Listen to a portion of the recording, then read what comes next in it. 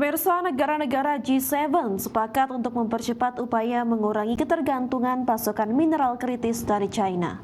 Kelompok G7 menilai pembatasan ekspor mineral kritis dari China telah mengganggu perdagangan global.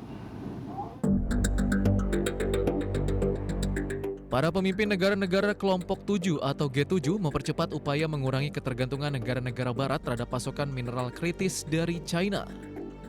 Dalam pertemuan puncak G7 di Perancis yang berakhir pada Rabu kemarin, Perancis mendorong lahirnya kesepakatan bersama untuk memperkuat rantai pasok mineral strategis sekaligus melindungi investasi negara-negara barat dari risiko pembatasan ekspor dan praktik dumping. Isu mineral kritis menjadi salah satu agenda utama dalam KTT G7 tahun ini. Pembahasan tersebut muncul setelah pembatasan ekspor magnet tanah jarang yang diterapkan China pada 2025 sempat mengganggu berbagai industri global. Kelompok G7 juga memperingatkan pembatasan ekspor yang sewenang-wenang dan tindakan pembalasan dagang telah secara aktif melemahkan keamanan dan hubungan ekonomi internasional. Dan untuk mengatasi kerentanan tersebut, G7 meluncurkan aliansi ketahanan dan produksi mineral kritis. Para menteri G7 juga telah ditugaskan untuk menetapkan target pengurangan spesifik untuk mineral penting lainnya sebelum akhir 2026. Strategi tersebut menandai pergeseran besar menuju pengamanan rantai pasok di antara negara-negara sekutu yang dipercaya. Berbagai sumber IDX Channel.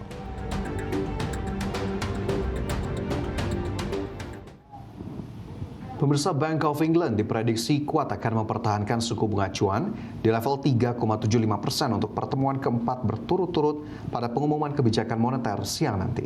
Ya, keputusan menahan suku bunga ini diperkuat oleh realisasi inflasi Inggris yang melandai ke angka 2,8% serta langkah antisipasi dampak konflik geopolitik di kawasan Timur Tengah. Bank of England atau BOE diprediksi kuat akan mempertahankan suku bunga acuan di level 3,75% untuk pertemuan keempat berturut-turut pada pengumuman kebijakan moneter siang nanti. Komite Kebijakan Moneter atau MPC diperkirakan tetap menjaga tingkat suku bunga stabil guna mengendalikan laju kenaikan harga domestik. Suku bunga acuan saat ini dinilai masih mumpuni untuk meredam guncangan ekonomi global akibat eskalasi perang yang melibatkan Amerika Serikat, Israel, dan Iran. Meskipun laju inflasi Inggris masih berada di atas target bank sentral, namun pergerakannya tidak setinggi yang dikhawatirkan oleh para pelaku pasar. Berdasarkan data resmi dari Kantor Statistik Nasional atau ONS, laju inflasi Inggris hingga bulan Mei 2026 berhasil tertahan di level 2,8%. Pencapaian yang lebih rendah dari ekspektasi analis ini didorong oleh pelambatan kenaikan harga pangan seperti komoditas daging susu dan sayuran ke tingkat terendah dalam 17 bulan terakhir. Di sisi lain, sektor transportasi justru mencatatkan pertumbuhan biaya tercepat sepanjang tahun ini akibat gejolak pasokan energi dunia. Kondisi melandainya harga komoditas pangan pokok tersebut langsung menghapus urgensi bagi para pembuat kebijakan untuk kembali mengerek suku bunga acuan. Keputusan resmi mengenai kebijakan moneter ini dijadwalkan meluncur pada pukul 12 waktu musim panas Inggris atau BST hari Kamis ini. Sikap pelonggaran ini berbeda dibandingkan hasil pertemuan bulan April lalu saat komite sempat memberi sinyal pengetatan moneter lanjutan akibat lonjakan harga minyak. Berbagai sumber IDX Channel.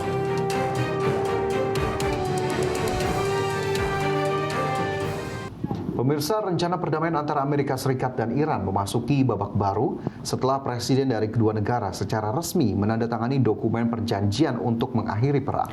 Ya, teks kesepakatan damai yang diteken secara elektronik tersebut membuka periode negosiasi selama 2 bulan ke depan dengan langkah awal berupa pembukaan kembali Selat Hormuz.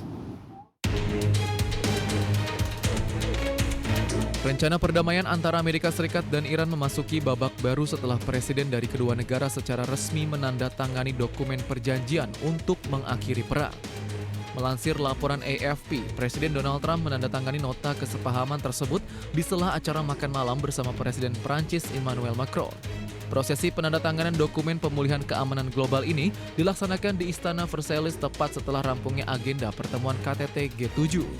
Melalui konfirmasi singkat saat berjalan keluar dari istana, pihak Gedung Putih menegaskan naskah perdamaian tersebut kini telah sah ditandatangani. Secara terpisah, otoritas pemerintah Iran juga mengonfirmasi bahwa mereka telah merampungkan proses penandatanganan dokumen kesepakatan untuk mengakhiri konfrontasi militer. Juru bicara Kementerian Luar Negeri Iran, Ismail Bakai, menjelaskan nota kesepahaman ini dinamai secara resmi sebagai Memorandum of Understanding Islamabad. Kedua kepala negara sengaja mengeksekusi komitmen politik tersebut secara elektronik dan jarak jauh demi mempercepat kepastian implementasi aturan di lapangan. Meskipun dokumen utama telah ditandatangani secara mandiri, namun upacara seremonial fisik tetap akan digelar pada Jumat 19 Juni 2026 di Swiss. Agenda formal di sebuah hotel mewah kawasan Danau Lucerne tersebut dijadwalkan dihadiri oleh Wakil Presiden Amerika Serikat J.D. Vance dan Ketua Parlemen Iran Bagher Ghalibaf.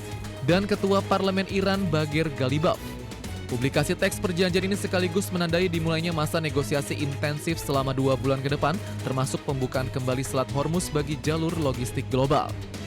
Berbagai sumber IDX Channel.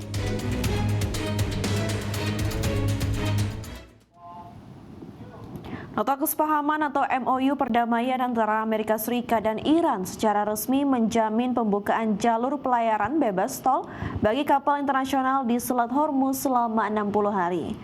Meski demikian, implementasi aturan ini diwarnai perbedaan pandangan setelah pihak Teheran dilaporkan tetap berencana mengungut biaya layanan pasca periode tersebut berakhir. Nota kesepahaman atau MOU perdamaian antara Amerika Serikat dan Iran secara resmi menjamin pembukaan jalur pelayaran bebas tol bagi kapal internasional di Selat Hormuz selama 60 hari. Dokumen nota kesepahaman tersebut memastikan seluruh armada kapal dagang dapat melintasi Selat Hormuz tanpa pungutan biaya sepanjang 60 hari pertama. Namun dokumen ini juga membuka celah bagi pemberlakuan tarif khusus logistik selepas masa tenggat bebas tol tersebut selesai.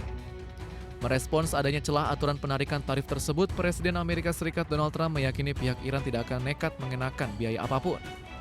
Saat berbicara kepada wartawan seusai menghadiri pertemuan Komite G7 di Perancis, Trump menegaskan faktor akal sehat akan menghentikan langkah sepihak Teheran. Pemimpin Gedung Putih tersebut bahkan melayangkan peringatan keras bahwa tindakan pemungutan biaya beresiko memicu respons militer berupa serangan bom. Di lain pihak, kantor berita semi-resmi Iran, Tasnim, justru mengonfirmasi bahwa Teheran tetap berencana menarik biaya layanan kapal di masa mendatang. Potensi penarikan tarif sepihak ini dikhawatirkan dapat menghambat proses pemulihan total aktivitas pelayaran internasional di kawasan selat strategis tersebut. Adapun perusahaan data perdagangan Kepler memproyeksikan lalu lintas logistik di Selat Hormuz kemungkinan hanya akan mencapai kisaran 40% dalam 1 bulan pasca dibuka. Berbagai sumber IDX Channel.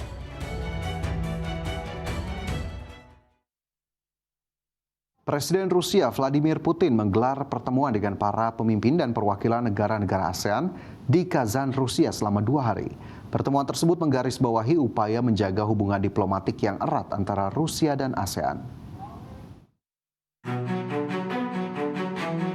Presiden Rusia Vladimir Putin menjamu para pemimpin dari negara-negara anggota Perhimpunan Bangsa-Bangsa Asia Tenggara atau ASEAN dalam sebuah pertemuan yang digelar pada Rabu kemarin. Pertemuan ini bertujuan untuk memperkuat hubungan bisnis serta kemitraan di bidang lainnya dengan negara-negara anggota blok regional tersebut. Penasihat urusan luar negeri kantor kepresidenan Rusia atau Kremlin, Yuri Ushakov, menjelaskan pertemuan 2 hari yang digelar di Kazan tersebut dirancang untuk membahas berbagai cara dalam memperluas kemitraan strategis Rusia dengan negara-negara ASEAN. Dalam keterangannya, Ushakov memberikan pujian terhadap apa yang ia gambarkan sebagai bentuk dialog yang membuahkan hasil, setara dan konstruktif antara Rusia dan ASEAN selama ini. Ia menjelaskan bahwa blok regional Asia Tenggara selama ini terus memelihara hubungan diplomatik yang erat dengan Rusia. Dalam kapasitasnya sebagai mitra dialog, serta rutin melibatkan para pejabat tinggi Rusia dalam pertemuan tingkat tinggi tahunan. KTT yang diselenggarakan di Kazan ini sekaligus menandai peringatan 35 tahun jalinan hubungan bilateral Rusia dan ASEAN. Ushakov menyampaikan bahwa agenda utama KTT mencakup pertukaran pandangan mengenai berbagai isu global dan regional, serta meninjau kembali arah perkembangan hubungan Rusia dengan ASEAN. Berbagai sumber dari channel.